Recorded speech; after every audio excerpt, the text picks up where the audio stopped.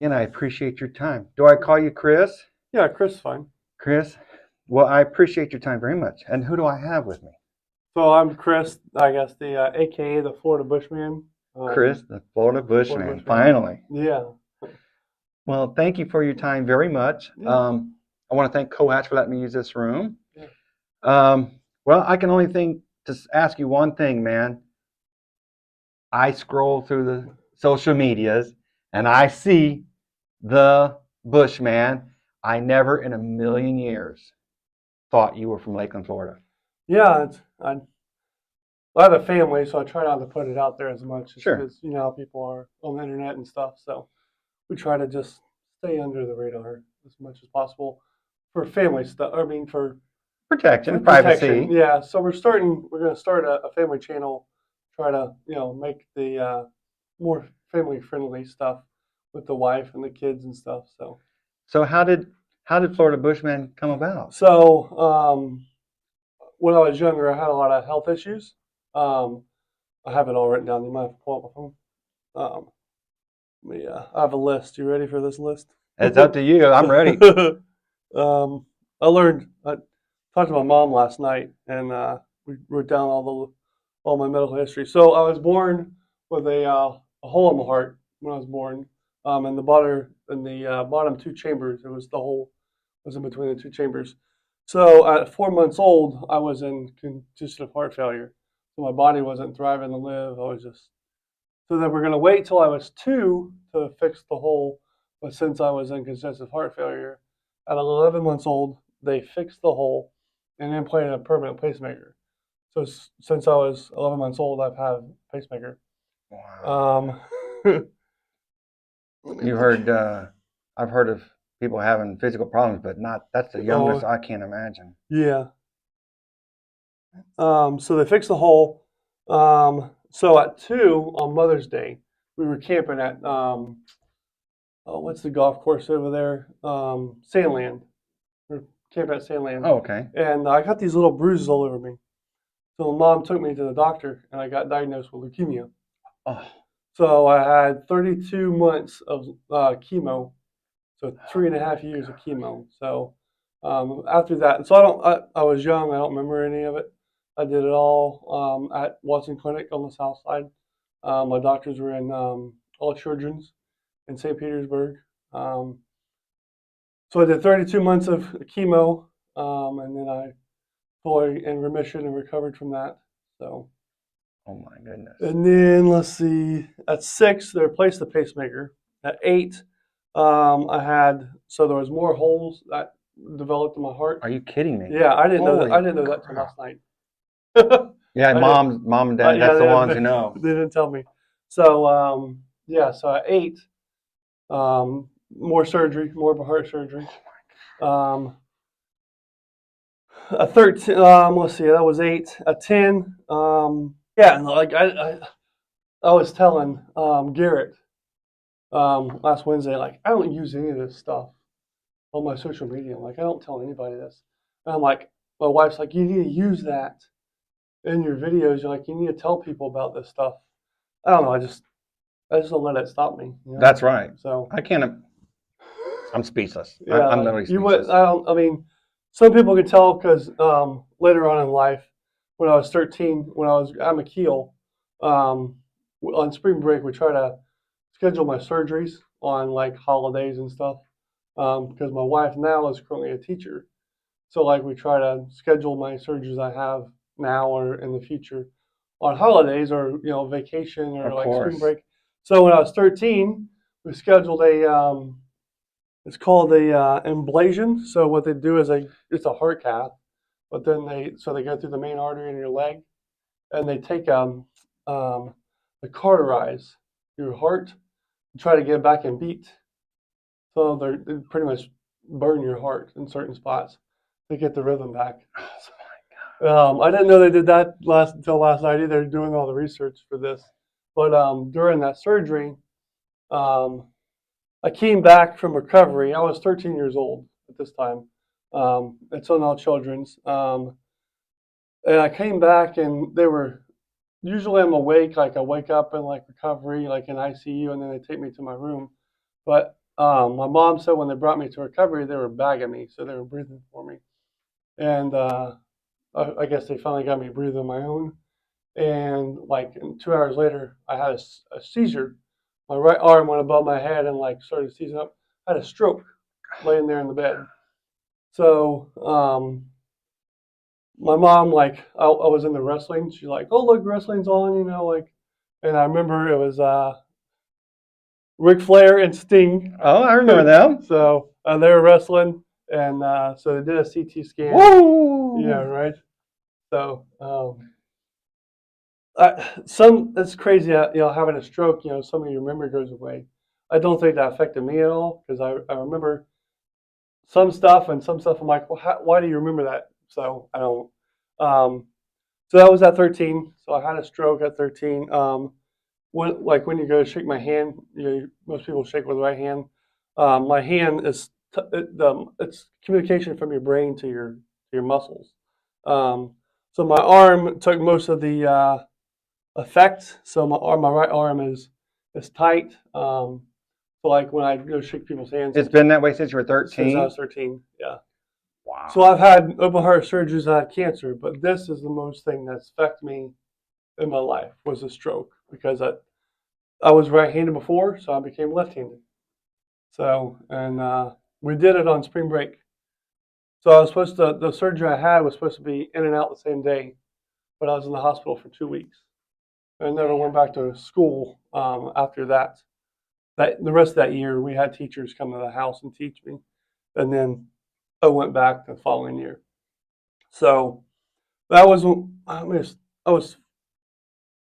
was 13 when that happened, 14, something like that. And then so when they're implanted the pacemaker back when I was little, I don't know if technology wasn't up to date as it is now because we're talking 30 years ago. Well, 34 years. It goes by It fast, goes by man. I'm fast. telling you. So there's wires that run from your pacer to your heart, and that's what makes it helps your heart beat. And so they run the wires into the valve to make the electric. Now they're sitting on top of the heart, but back then they ran into the heart. And what that did, you're not supposed to have wires going into your heart. So it affected my valve, my tricuspid valve. So when I was 15, no, when I was 10, 2000, I had my first valve replacement. So, so the heart as in, has valves. A valve is something that opens and closes. They take and cut your old valve out and somehow put another one in. A cow valve. From a cow. From a cow. Wow. Interesting. Isn't that crazy? That is crazy. I didn't know this existed. Yeah. So, yes, that was in 2010. Since I was still going through puberty and stuff, the valve got calcium on it. I don't know if it was my diet or what, but it only lasted 5 years. So, in 2015, I had another valve replacement, and that one lasted a while. That one lasted up until 2019. In 2019, they did the valve replacement again.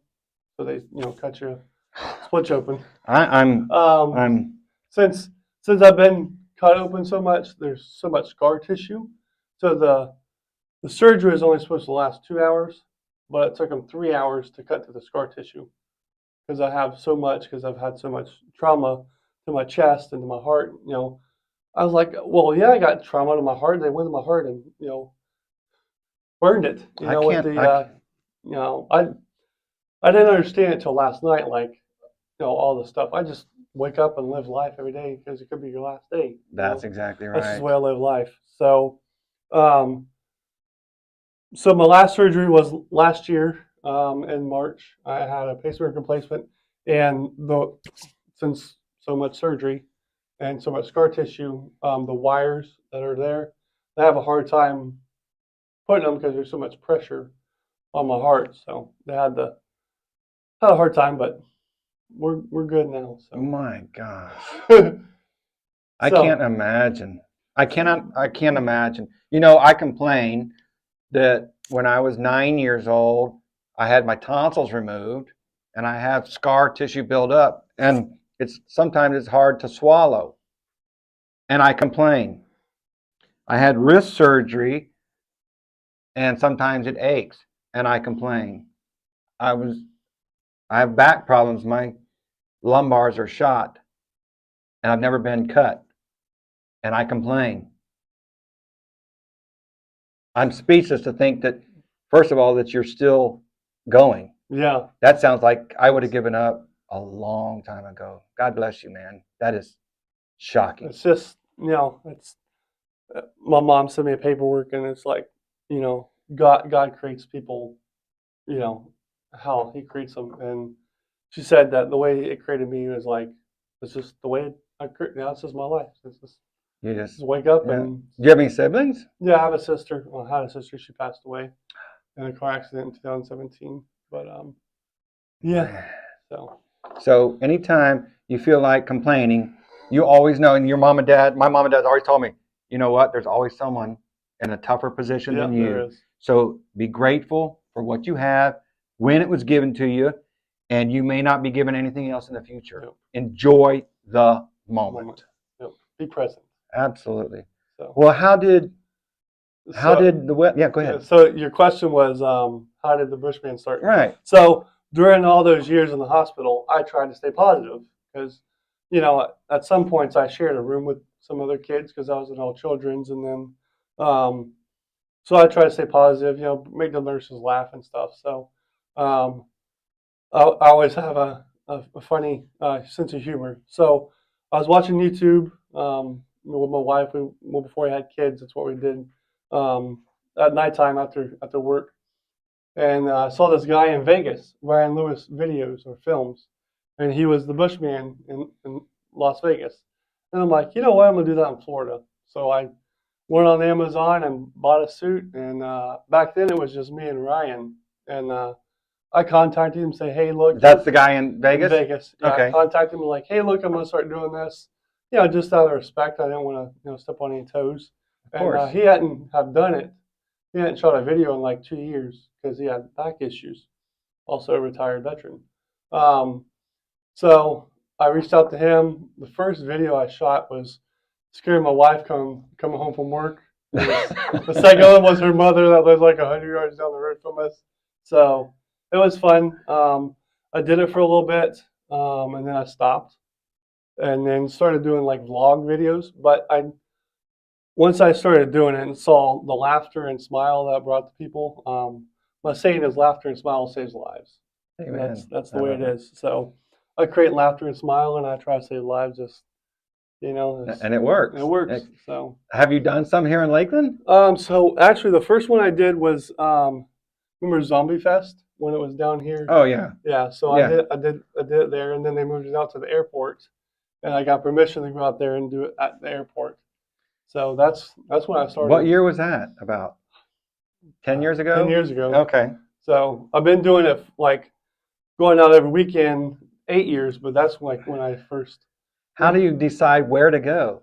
I just look up events. So like I've done the Bucs games. I do the Lightning games in Tampa. I try to do all the University of Florida games.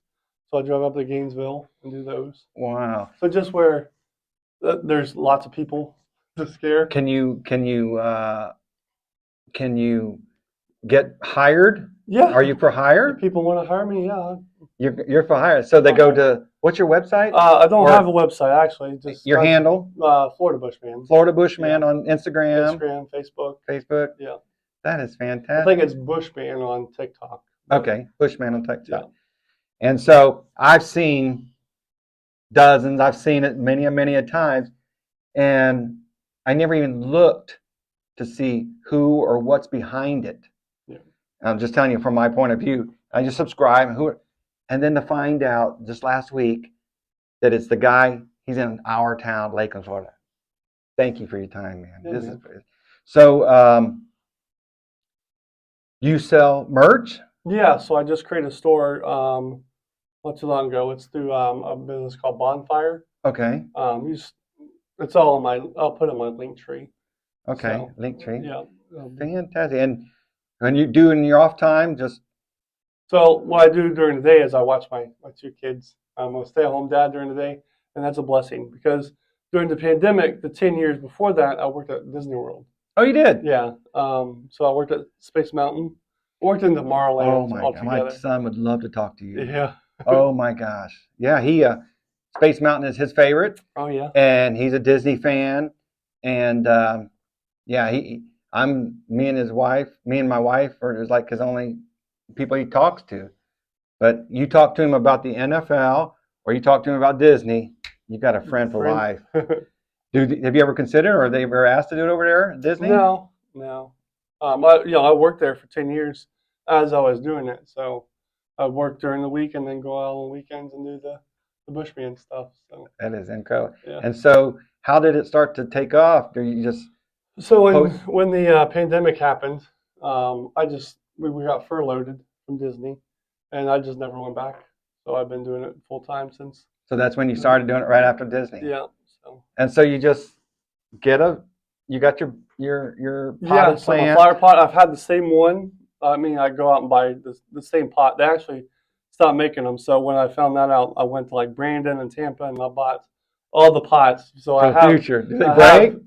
do what? Do they break? Yeah, they break, but I can make one pot last. A flower pot last about 4 to 5 years. Wow. So yeah, And you use the same same one. outfit? So I've for the first couple of years, I just bought the ghillie suit off Amazon, but when more people started doing it, they started putting leaves on theirs. So I put leaves on it now, and so So any particular videos or cases that people really like, or any story that really jumps out? yeah, lots of stories. Doing it 8 years. So one that stands out. A couple stand out. So we filmed in. It was I actually Ryan, the guy that I got the idea from. He came down here and we filmed together. Oh, you did. Oh, Yeah, that's nice. So we're good friends now. We ran a Facebook page for a couple of years together. So he had a guy email him and say that we scared his wife a couple of years ago. But I keep all my footage from 2017 to the last weekend. I have all the footage. That's right. Every scare. Save it up. I got mine on a little. Yeah, I got hard drives after hard drives in my office. But this guy, his wife died, passed away, and he wanted the interaction with us and her, us scaring her. So the way I categorize it, I could go back and find her. So he asked for like a copy of a it? Copy of it. So I made a video for him and sent it to him. That is fantastic. So another one, two more stories I'll give you. Sure. We were thank you. in so I like to I do Tampa, Orlando, I like St. Augustine, but my favorite spot is Clearwater Beach during the spring break and stuff. Oh yeah. So we were over there. So I bought a camper last year for family, and so when I go to when I go out to like Clearwater, I'll rent a camping spot and we'll go over there for the week for spring break or for the summer. And so we were set up at this outside of a surf style shop over there in Clearwater, and we were scaring all day. And then we went back to the camper, went to sleep. Woke up the next day, and one of my camper guy's wife said that there was a murder over there in that gift shop, and we actually scared the guy that did the victim or the perpetrator? The perpetrator, yeah. You scared the perpetrator. Yeah. Was it that same night that he? It was like 2 hours before. Yeah, right in front of the gift shop. That he ended up. Where he ended up. Oh my committing a God! murder. What are the chances of that? That's crazy. I tell you a quick story because that when I was a kid, I'm from Hamilton, Ohio. Okay. And I went to a skating rink there by in our town, and a guy was playing pool, and he kept putting the quarter in, and it would come down to the bottom of the pool table, and he'd just take his quarter out and put it back in. He kept playing the game pool for free. And I noticed this, and I was probably about 10 or 11. And I went and told the manager, my dad, mom and dad told me straight, if you see it, say. So I went and I told him, well, he was watching me, and I didn't know it. I was a kid, and I had ice skates on, and he was in tennis shoes. Well, he started chasing me, and I ran out on the ice rink, and I started being, ha, ha, ha, ha, ha. Well, I slipped, fell, and he popped me. And he got me good. He got big old blind, called the police and all that. Come to find out, years later, he's now in prison in California. He murdered 8 women. Wow. And his name escapes me right now. But he ended up being a serial killer, and he murdered, and he beat me up as a kid. Rogers. His last name is Rogers. I can't remember his first name, but he's out in California. And this one guy, you never know. I mean, I couldn't believe it. Unbelievable. So, has anybody ever got mad? Yeah. So, we try to make people laugh and smile, but there's always that one bunch in that one bad apple in the tree. I've been hit, just out of reactions. But most people that hit you that's their reaction. Yeah, it's natural. Most people, if they're mad at you, they'll sit there and yell at you and stuff. Like I just did a video over at the Lightning game, and I was scaring a family, and there was an older lady and her daughter beside them, and they actually saw me.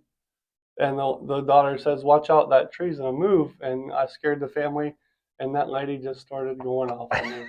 And we were live on TikTok. Oh, you were? Yeah, we were live on TikTok. So, yeah. So she yelled at me, and then she went over to my camera guy that was filming and yelled at him.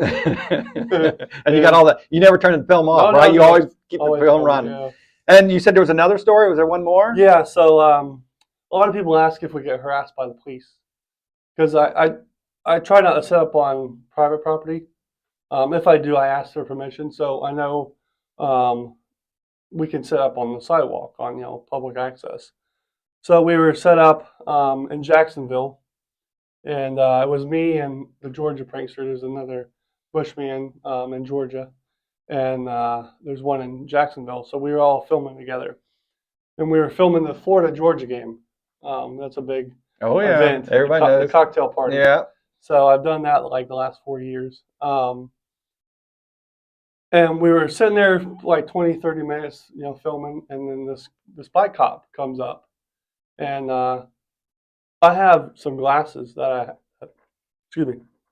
has a camera right between the lens. Oh, okay. So I've had that for like 5 years. I've only worn it twice. And that day I was wearing them. And he comes up and he says, "You're going to stop this right now. I'm going to take you to jail." That was his first interaction with me. So I'm like, okay. And the years prior, I was like 200 yards down the road, across the street, pranking right in front of the police station. Okay. You can see the jail in the background of where I'm videoing at. Never had an issue. It's the person. The cop is a person. Yeah. So this cop walks up or drives up on his bicycle. First interaction, I'm gonna take you to jail. So I kind of questioned him, like, "Hey, let me know, like, be on the same page." He's like, gave me his excuse, and he drove off. So instead of causing an issue, I just get up and move somewhere else, because somewhere big like that, they're not gonna find you again. That's wise. That's wise. So I just, I could have went back and forth with him. The other Bushman, they were filming too, and they threw him under the bus, And I have a lot of respect for the police, because that's what I wanted to do before I started doing Bushman. Oh, okay. I was a police explorer for like 8 years. Oh, wow. Here in Lakeland and in Tallahassee. So I started the process of the academy, but with my health issues, I just couldn't do it. Sure. So with my glasses, I could see his name tag on his shirt. So I did my research, and this guy was a veteran dealing with some demons, and you've been deployed more. And came back over here and tried to commit suicide a couple of years ago, and his wife found a nonprofit. I think it was in Ohio. Save a Warrior is a nonprofit, and so what I did is I created a video with him in it. But at the end of it, I started a GoFundMe, and I raised money because he had a charity for himself, and then whatever money he raised, he would donate in his name to that charity. So what I did is I raised money and gave it to him for his charity. So instead of throwing the guy under the bus, You turn it I out. turned it around. Love and is yeah, the strongest force in the. yeah. So Hate is right there behind it, but love is the strongest Yeah. force. That's so like fantastic. I tell people, like, I did this to make people smile and laugh. That guy was having a bad day. He just came upon us. Maybe the ghillie suits was threw him back and PTSD. Maybe. Yeah. So I posted it to Instagram. On Instagram, you can put like to raise money, and the officer saw the video and donated money to the nonprofit through my video. That is fantastic. I'm like, wow, man. That's... Have you talked to him again? No, so I was going to reach out to the department to reach out to him. I might contact him this year. I'm going to go back up there just to take a picture. That's and, fantastic. Tell him thank you for your service. And absolutely. So. Yeah, you could turn a situation, instead of it escalating, turn it into love, and you'll be rewarded yourself. That I fully believe that 100%. So. Well, that's neat. Thank you so much for sharing that. That's you like you said earlier. You just click on the YouTube channel and you just watch the videos. Right. There's a lot that goes on behind that. Yeah, you don't know. Yeah. Have you ever thought about posting some of those? Yeah. So I actually did a vlog that video. So me and my wife are creating the family channel, Bold Adventurers. So I'm going to try and share some of that stories on that channel. Yeah, that could be just as popular as. Yeah. So, do you recall, if you don't mind me asking, because this is in my future, I hope. I've got 2,000 followers, but you've got hundreds of thousands. Have you seen? He's like, oh my God, what's that feeling when you start to grow? Didn't it feel good? You know you're giving good to the universe, and you see some of it coming back. So I sit there and I think I did that, and over the 8 years, you kind of get like what works, what doesn't work, like I posted a video on Instagram and it's just me.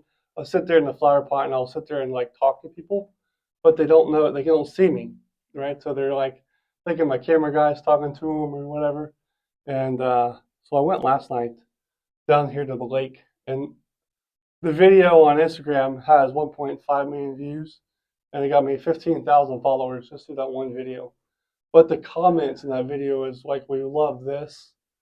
Me talking to the guy, because the guy, it was a homeless guy, I was talking to him, and he walked around me looking for me. It didn't click. It didn't click. And then he saw me and gave me the biggest hug. Oh, God, that's awesome. So they love that. So I'm like, well, let me go out and do more videos like that, to bring more positivity in the world. So I went down to the lake last night. It wasn't as busy as I thought it was going to be. So I want to experience it in person. Yeah. I want to not be seen, not know that people are watching me watch you, but I want to observe that. So maybe I told my wife maybe I'll come down one Saturday morning to the farmers market. Yeah. I don't want to scare people, because we have set up, I think, at the farmers market, and I asked permission, so I need to ask permission that in the future. But I mentioned it to Adriana out here, and she said she'd love to have you right out here in front of Cohatch. Okay. She said she'd love to. That'd be cool. And you never done it out here? Or? No, so I've done it once over by the garage for Zombie Fest. See, that just blows my mind. Yeah. You're from Lakeland, but you're getting more experience and more from outside. Yeah. That's unusual. When you say you know what works and what don't work, that shocks me. That surprises me. Yeah. Well, anytime anybody's making the world better, I want to be a part of it. Yeah, sure. I want to be a part of it somehow, some way. I want to be a giver, not a taker. Yep.